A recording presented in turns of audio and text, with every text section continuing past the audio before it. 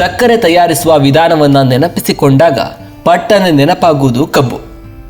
ಸಾಮಾನ್ಯವಾಗಿ ಎಲ್ಲರೂ ಸಕ್ಕರೆ ಅಥವಾ ಬೆಲ್ಲವನ್ನು ಕಬ್ಬಿನ ರಸದಿಂದ ಮಾತ್ರ ತಯಾರಿಸುತ್ತಾರೆ ಎಂದು ತಿಳಿದುಕೊಂಡಿದ್ದಾರೆ. ಆದರೆ ನೆಲದ ಒಳಗಡೆ ಬೆಳೆಯುವ ಗಡ್ಡೆಯಿಂದಲೂ ಸಕ್ಕರೆಯನ್ನು ತಯಾರಿಸಬಹುದಂತೆ. ಹೌದು, ಇಂಥದ್ದೊಂದು ನೂತನ ಕೃಷಿಯ ಪ್ರಯೋಗವೊಂದನ್ನು ರೈತರಿಬ್ಬರು ಮಾಡುತ್ತಿದ್ದಾರೆ.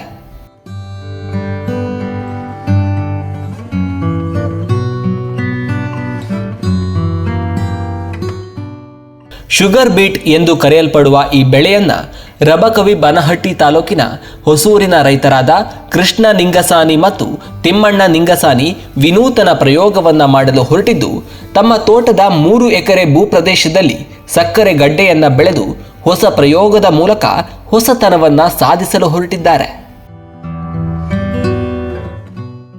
ಈ ಗಡ್ಡೆಗಳನ್ನು ಸಕ್ಕರೆ ಉತ್ಪಾದನೆ ಮಾಡಲು ಬಳಸಲಾಗುತ್ತದೆ. ಈ ಭಾಗದಲ್ಲಿ ಬೆರಳೆಣಿಕೆಯಷ್ಟು ರೈತರು ಮಾತ್ರ ಇದನ್ನು ಬೆಳೆಯುತ್ತಿದ್ದಾರಂತೆ. ಈ ಬೆಳೆ ಅಂದಾಜು 120ರಿಂದ 130 ದಿನಗಳ ಬೆಳೆಯಾಗಿದೆ. ನಂತರ ಗಡ್ಡೆಗಳನ್ನು ನೆಲದಿಂದ ಬೇರ್ಪಡಿಸಿ ಕಾರ್ಖಾನೆಗೆ ಕಳುಹಿಸಲಾಗುತ್ತದೆ. ಸಕ್ಕರೆ ಗಡ್ಡೆಯ ಗುಣಮಟ್ಟ ಚೆನ್ನಾಗಿ ಬಂದರೆ ಅದನ್ನು ಸಕ್ಕರೆ ಉತ್ಪಾದನೆಯಲ್ಲಿ ಬಳಸಿಕೊಳ್ತಾರಂತೆ.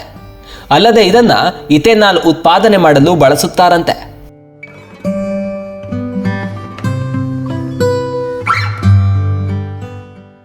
ಇನ್ನು ಇದನ್ನು ಬೆಳೆಯಲು 1 ಎಕರೆಗೆ ಅಂದಾಜು 1 ಕೆಜಿಯಷ್ಟು ಬೀಜ ಬೇಕಾಗುತ್ತದೆ.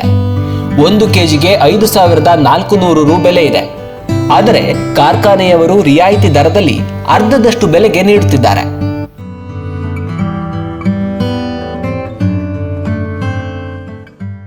ಒಂದು ಎಕರೆಯಲ್ಲಿ ಅಂದಾಜು 30ರಿಂದ 35 ಟನ್ಗಳಷ್ಟು ಇಳುವರಿ ಪಡೆಯಬಹುದಾಗಿದೆ.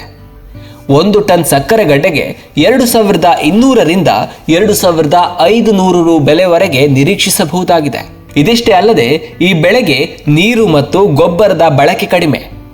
ವಾರಕ್ಕೆ 1 ಬಾರಿ ನೀರನ್ನು ನೀಡುವುದರ ಜೊತೆಗೆ ಭೂಮಿಯಲ್ಲಿ ತೇವಾಂಶ ಕಾಯ್ದುಕೊಂಡರೆ ಸಾಕಷ್ಟು ಪ್ರಮಾಣದಲ್ಲಿ ಇಳುವರಿ ಪಡೆಯಬಹುದಾಗಿದೆ. ಇದೇ ರೀತಿ ಅತಿ ಕಡಿಮೆ ಪ್ರಮಾಣದ ಗೊಬ್ಬರವನ್ನು ಬಳಸಿ ಈ ಬೆಳೆಯನ್ನು ಬೆಳೆಯಬಹುದಾಗಿದ್ದು, ಕೀಟಬಾಧೆ ತಡೆಯಲು ಔಷಧಿ ಸಿಂಪಡಣೆ ಮಾಡಬೇಕಾಗುತ್ತದೆ.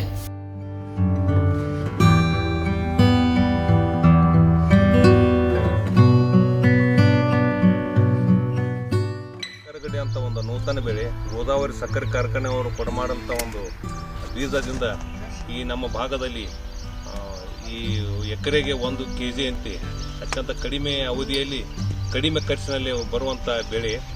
ಈ 4.5 ತಿಂಗಳಲ್ಲಿ ಅತ್ಯಂತ ಕಡಿಮೆ ನೀರನ್ನು ಉಪಯೋಗಿಸಿ ತೆಗೆಯುವಂಥ ಬೆಳೆ. ಆಮೇಲೆ ಇದು ಸಕ್ಕರೆ ಮತ್ತು ಎಥೆನಾಲ್ಗೆ ಬಹು ಉಪಯೋಗವಾಗುವಂಥ ಒಂದು ಬೆಳೆಯಾಗಿದೆ. ಈ ಗೋದಾವರಿ ಶುಗರ್ ಫ್ಯಾಕ್ಟರಿಯವರು ನೂತನವಾಗಿ ಒಂದು ಪ್ರಯೋಗವನ್ನು ಈ ನಮ್ಮ ಭಾಗದಲ್ಲಿ ಮಾಡ್ತಾ ಇದ್ದಾರೆ.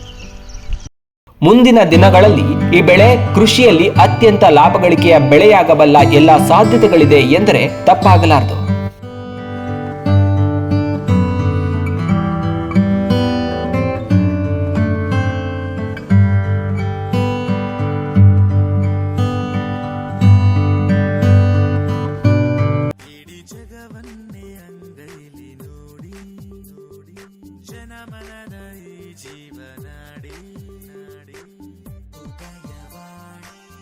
ಉದಯವಾಣಿ